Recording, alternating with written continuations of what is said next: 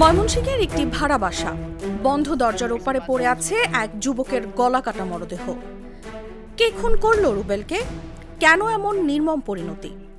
মাত্র 24 ঘন্টার মধ্যেই সেই রহস্য উদ্ঘাটনের দাবি করেছে police bureau of investigation PBI. তবে সামনে এসেছে এমন এক ঘটনার বর্ণনা যা স্থানীয়দেরও হতবাক করে দিয়েছে।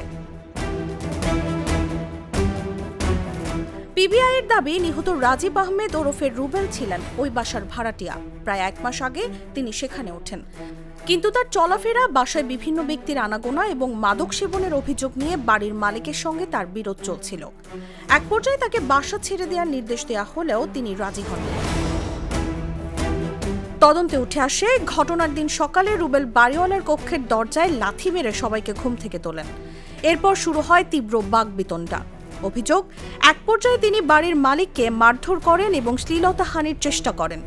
সেই ঘটনার পরই পরিস্থিতি ভয়াবহ মোড় নেয়। পিবিআই জানায়, মায়ের উপর হামলার ঘটনায় ক্ষুব্ধ হয়ে বাড়ির মালিকের 4 ছেলে রুবেলকে হত্যার পরিকল্পনা করেন।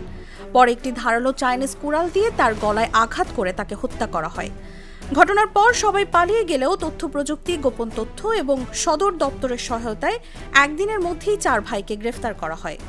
ঘটনাটা এরকম, রামকৃষ্ণ মিশন রোডে একটি বাসাতে ভিকটিম রুবেল হত্যা সংঘটিত হয়ে যাকে সে ভাড়া থাকতো। গত 1 মাস ধরে সে ভাড়া বাসায় ছিল। তো ভাড়া বাসায় ছিল, তার গতিবিধি, চলাফেরা, এভরিথিং একটু সন্দেহজনক।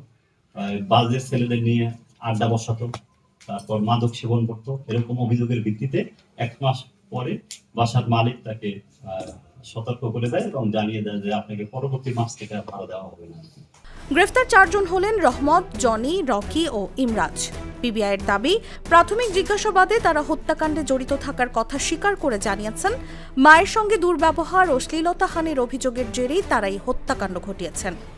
এরকম শ্লীলতাহানির এক পর্যায়ে তার ছেলে জনি, রকি, তারপর তার ছেলে ইমরাজ, রহমত, এরা পরিকল্পনা করে ভিকটিম রুবেলকে হত্যা করে এবং একটি চাইনিজ কুড়াল দিয়ে আঘাতটা করে গলার এক পাশে আঘাত করে এবং উপর্যুপরি আঘাতের এক পর্যায়ে সে মৃত্যু নিশ্চিত করে।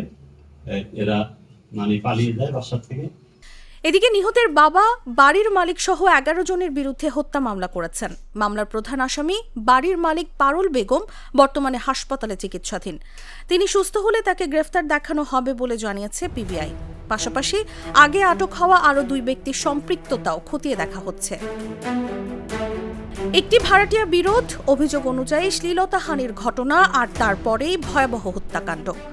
ময়মনসিংহের এই ঘটনা এখন নতুন প্রশ্ন তুলেছে। ক্ষোভের বিস্ফোরণ নাকি পরিকল্পিত প্রতিশোধ? সেই উত্তর খুঁজছে তদন্তকারীরা। নিউজ ডেস্ক, জাগো নিউজ।